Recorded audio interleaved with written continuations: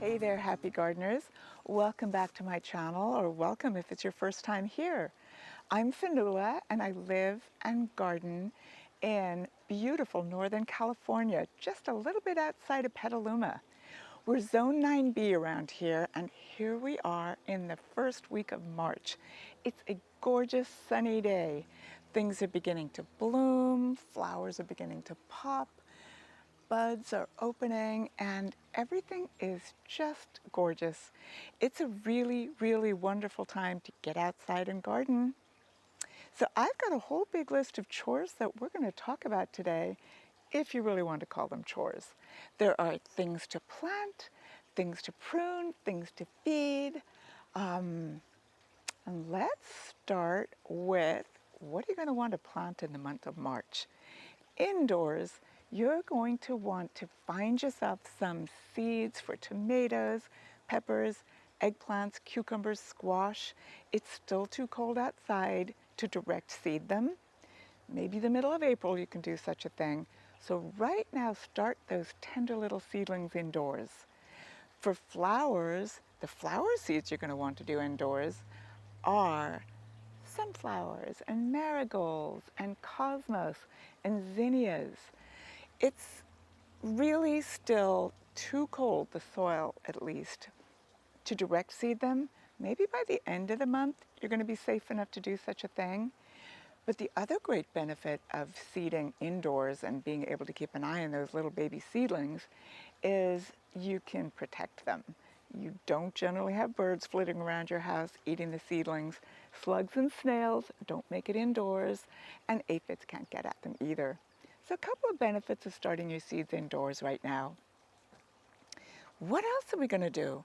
Oh my goodness, you're going to want to feed those camellias that have finished blooming. You're also going to want to prune any camellias that have finished blooming if you need to. A lot of camellias don't actually need to be pruned, but some of them will send out a weird branch going the wrong direction or something like that. Now's the time to do it, once they finish blooming. The other kind of thing that you're going to want to prune right now are any of those winter bloomers that have finished, like your hellebores, if they've finished.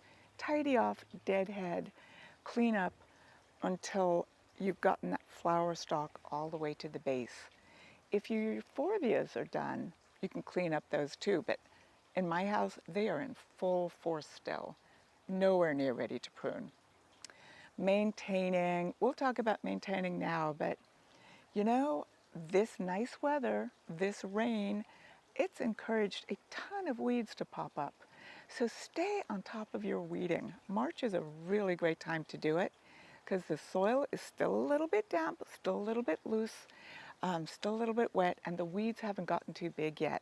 Great time to pull them, great time to get the hoe out and take care of them before they get too big and before they put down huge roots that are much harder to get up. It's also really a good time to keep an eye on those slugs and snails before the populations explode entirely. I did a great little video a while back about natural ways of controlling slugs and snails. See if you can find that, check up how to make it, and take care of those slugs and snails before they get out of hand. Aphids are just about to make a little recurrence in the garden. Stay on top of that. When it's not too bad an infestation, you can just spray them off with a hose. But if it's gotten out of hand, use a safer soap, use a homemade remedy, just get them off your plants. Because they'll suck the juices out of it, stress the plant, cause some trouble.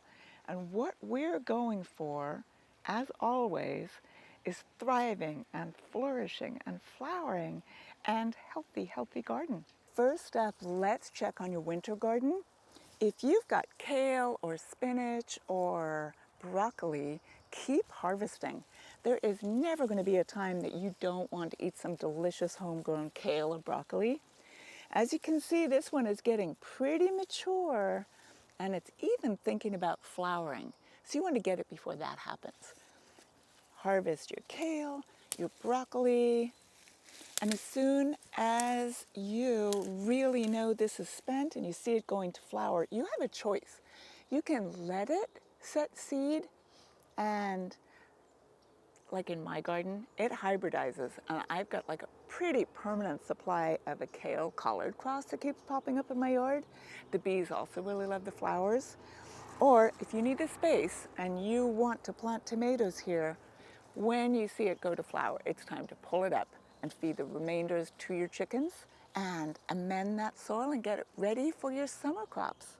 It's a really great time to amend those garden beds. Anywhere you're thinking of planting your summer crop, amend. Get your organic compost, soil booster, well-aged manure, and dig it right in. Because those summer veggies you're going to plant are really heavy feeders. You want to make sure they've got the nutrients they need. For a little extra insurance, I generally add this wonderful time-release fertilizer. It's organic, it's Sure Start. I mix in some of that, dig it in really well, and my summer veggies are going to be thrilled to bits and incredibly productive. So it's also time to check on your fava beans. You would have planted these way back in October or so. Right now they're tall, they're flowering, and as you can see, there's even little pods beginning to form right there. This is the time that the aphids begin to arrive. So give them all a really good check for aphids, which you can then just spray off with a jet of water. Speaking of fava beans, have you seen our crimson flowered fava bean before? Look at this. It is the coolest plant. I have a great story. About 20 years ago, I was at one of those expos, and an artist had painted a picture of a crimson flowered fava bean. And I thought she was taking all sorts of creative license and just kind of coloring a fava bean because I had never seen such a thing.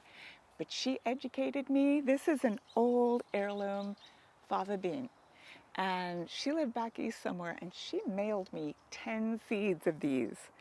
And that was from those 10 seeds 20 years ago. We have planted some every year, saved the seeds, and I'm pretty much the only place that you can get these plants.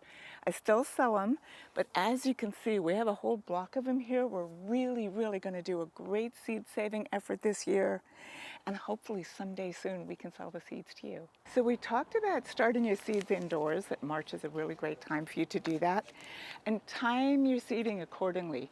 The best time for us to plant these babies outside around here in our Zone 9B is the middle of April to the middle of May, with a few weekly windows on either side. So we talked about March being a really great time to start seeds indoors for tomatoes and eggplants and pepper and basil.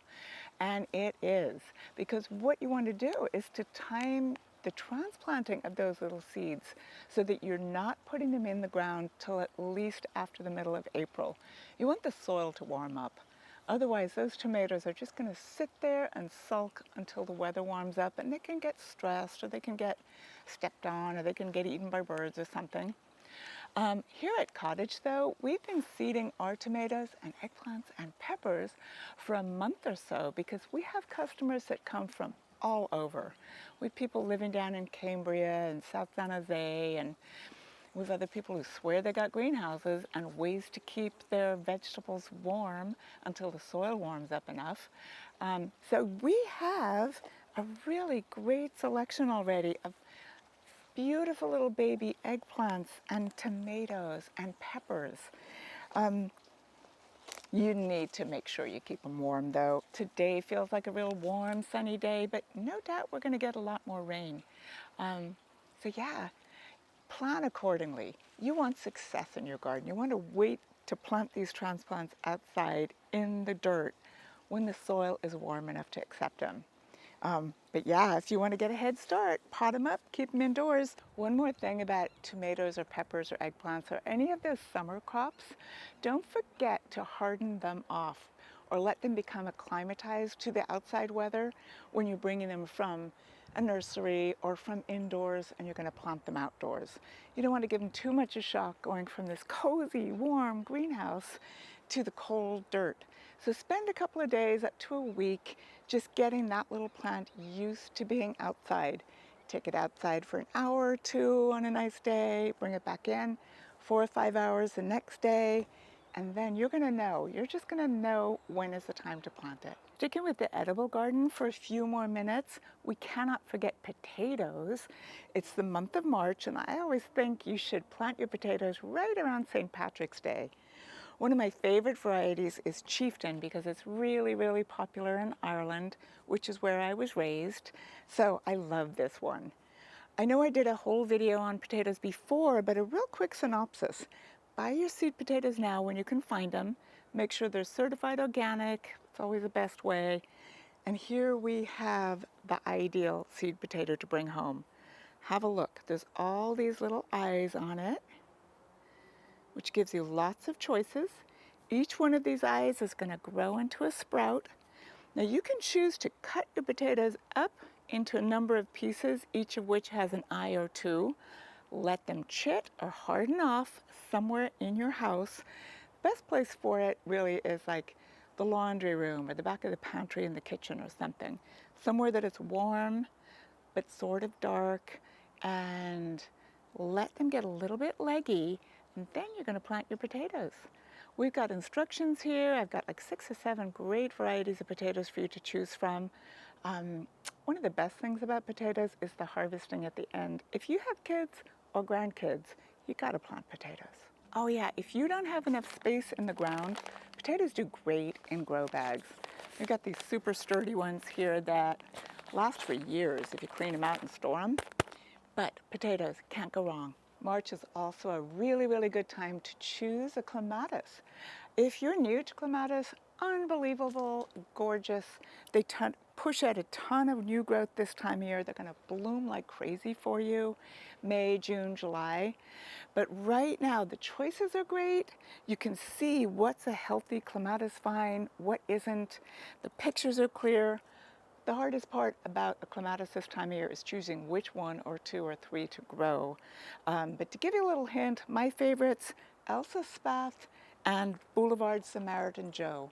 Samaritan Joe is a very strange name. I don't know the story behind it, but my goodness, that is one reliable clematis.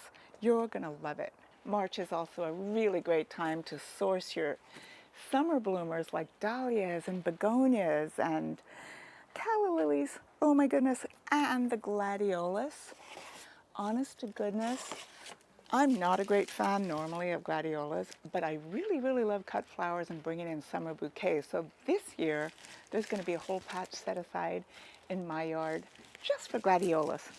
But let's get back to the dahlias. Have a look. It's so hard to choose what you're going to do, what you're going to want. Like there's ways of picking for a color scheme, there's ways to pick for cutting gardens, but now's the time to get them. People are going to run out pretty soon, us included, and there's still so many to choose from. But as you can see, I'm already out of one. Now is a really good time to find yourself a citrus tree. We're at the tail end of the winter. The chances of frost are getting less and less, and the nurseries are beginning to carry a good selection of citrus already. Right now you can see this gorgeous navel orange is already beginning to bloom, so it's a great time to buy them. Speaking of citrus, if you haven't already started feeding your existing citrus in your yard, get out there and feed them, get a really good citrus food for them, and get on a regular schedule for this year. Back in the whole fruit tree and edible situation, blueberries. Find yourself some blueberries right now. Plant them in really good, rich, acidic soil. And if you already do have blueberries, now's the time to fertilize them.